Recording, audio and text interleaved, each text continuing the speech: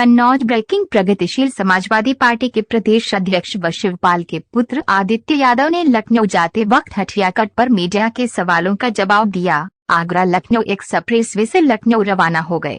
जमीनी स्तर पर पार्टी को मजबूत करना। चुनाव के पहले भी पार्टी ने गरीबों की हक में आवाज उठाई है, उसी तरह दिक्कतों को लेकर सरकार तक लोगों की बात पहुंचाना है। सपा प्रसपा की फूट पर हमारे लोग, हमारे समाज के लोग जिनकी अनदेखी की जा रही है, इस सरकार में उनके लिए हम लोग लड़ने का काम करेंगे।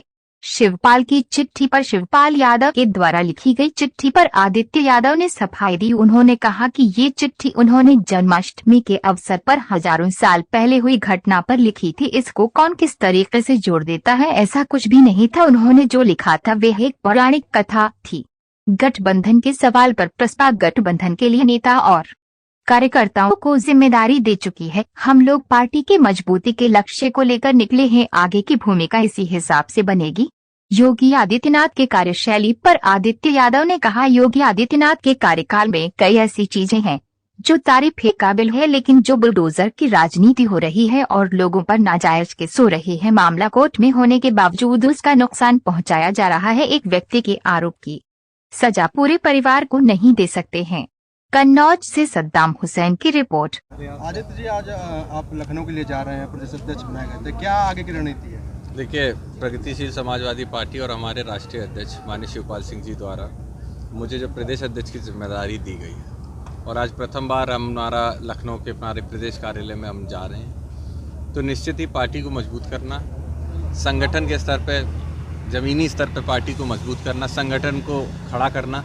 जिस तरीके से प्रगतिशील समाजवादी पार्टी ने पूर्व में चुनाव से पहले भी गरीबों की आवाज़ उठाई है, उसी तरीके से हम लोग पूरा प्रयास करेंगे कि आने वाले समय में जो दिक्कतें हैं उत्तर प्रदेश में जनता में और जिस तरीके से सरकार पूरी तरीके से नकारा है, उनको देखते हुए सरकार तक जन की बात पहुंचाने का काम करेंगे। देखिए, 2024 का चुनाव भी नज़दीक है, लेकिन अखिलेश यादव भी एक बड़ी समस्या है आप लोगों के लिए, और जो आपसी कलह चल रही है, तो इसका क्या फ़ायदा बीजेपी को होगा?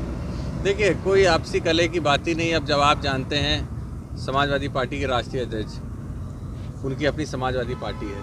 हमारे राष्ट्रीय अध्यक्ष माननीय शिवपाल सिंह जी ने प्रगतिशील समाजवादी पार्टी को खड़ा किया है और पूर्व में भी हम लोगों ने लोगों तक जाकर रथ यात्रा निकाल के लोगों तक अपनी बात पहुंचाने का काम किया था। तो हम लोगों का लक्ष्य यही होने वाला है कि हमारे लोग, हमारे समाज के लोग, हमारी पार्टी से जुड़े लोग, उनकी जो अनदेखी की जा रही है सरकार में, खास करके सरकार में कोई भी वर्ग से हो, अगर वो एक समाज से आता है तो उसको प्रेरणा झेलनी पड़ रही है। तो उसके लिए हम लोग लड़ने का काम करेंगे, अपने लोगों के लिए लड़ने का हम लोग काम करेंगे। अभी शिवपाल जी ने एक चिट्ठी लिखी जो काफ़ी वायरल हुई, उसके बाद अखिलेश यादव ने भी दुर्योधन बता दिया, इस पर आप क्या कहेंगे? देखिए, वो चिट्ठी जो उन्होंने लिखी थी उस पर उन्होंने स्पष्टीकरण दिया और ये बात सही है कि ये चिट्ठी उन्होंने जन्माष्टमी के उस समय जो उत्सव था उसको देखते हुए हजारों साल पहले जो घटना घटी थी उसके बारे में करके लिखी थी।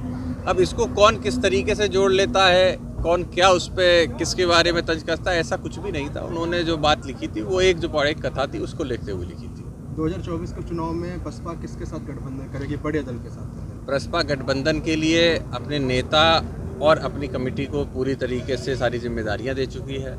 हम लोगों को जिम्मेदारी ज़मीनी स्तर पर जो हमारे कार्यकर्ताओं को जोड़ने की है, पार्टी को मजबूत करने की है। हम लोग अपना लक्ष्य को लेके निकल रहे हैं और इसी लक्ष्य पे हम लोग काम करेंगे और इसी के साथ साथ फिर आगे का भूमिका भी बनेगी। आदित्य जी, एक और क्वेश्चन है, योगी आदित्यनाथ के कार्यकाल को आप किस प्रकार से देख रहे हैं? देखिए, योगी आदित्यनाथ जी कार्यकाल में कई ऐसी चीज़ें हैं जो वाकई में काबिल तारीफ़ है, कई ऐसी चीज़ें हैं जिनको मैं समझता हूँ पूरी तरीके से नकारा जा सकता है। तो इसीलिए मैं ये कह सकता हूँ कि ये नहीं कहा जा सकता कि सरकार ने कुछ नहीं किया है, लेकिन जिस तरीके से, अच्छा अब आप ही देख लीजिए, जिस तरीके से बुलडोज़र की राजनीति हो रही है, जिस तरीके से